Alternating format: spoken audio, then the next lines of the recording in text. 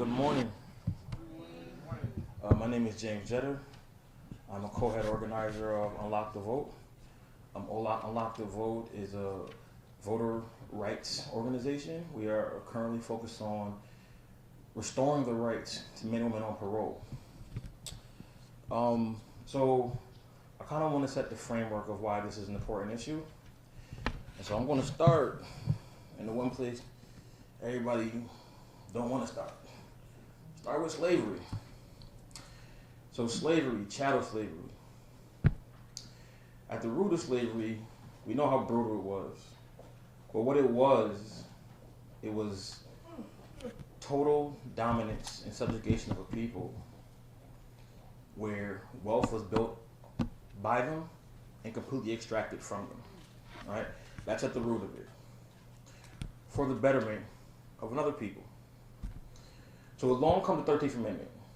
The 13th Amendment reads, "Neither slavery nor involuntary servitude, except as punishment for crime, whereof the party shall have been duly convicted, shall exist within the United States or any place subject to their jurisdiction."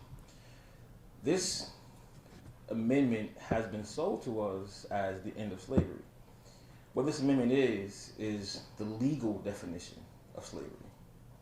So slavery in America exists because of the 13th Amendment in its first and only legal form. So we have names we don't like to call things like mass incarceration, but mass incarceration doesn't exist. It is literally the legal definition of slavery. It's mass slavery. And at the root of it are the same principles that dictated chattel slavery. So though it's not chattel slavery, when you are a ward of a state, you are civically dead. You're civically incapacitated, and what that means is that the 2 million people that reside in the prison system, the 10 million that are affected between parole and probation, wealth is created by them and completely extracted from them. So this brings me to SB 25. SB 25 is a bill that we have right now that would restore voting rights to 4,000 men and women in the state of Connecticut. Men and women who are home, are taxpayers, are volunteers, are fathers, mothers, community members, yet they have no civic voice. Which means they pay into a system that they have no ability to have a say in. Yet, taxation without representation, anyone who passed through the 4th grade knows that is sold to us as one of the founding reasons that this country was formed. And yet we uphold the practice among our most vulnerable people. So what does it mean to be civically incapacitated? It means that I can organize, I can lobby bills, I can participate in every function. But when I step into this building and I go to speak, no one hears me. When I approach any rep, they're not my rep. When I approach any senator, they're not my senator. I have no say. So we have locked out the most vulnerable part of our communities for having a say in how their communities are governed, how their families are governed, and how their lives are governed.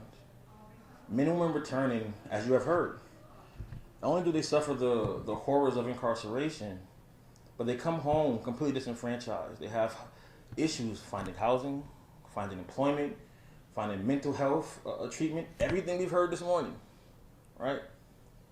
And then have no say in creating those outlets in their community. They have no say who sits in the seats of who's passing these policies. So we've locked out this vulnerable population.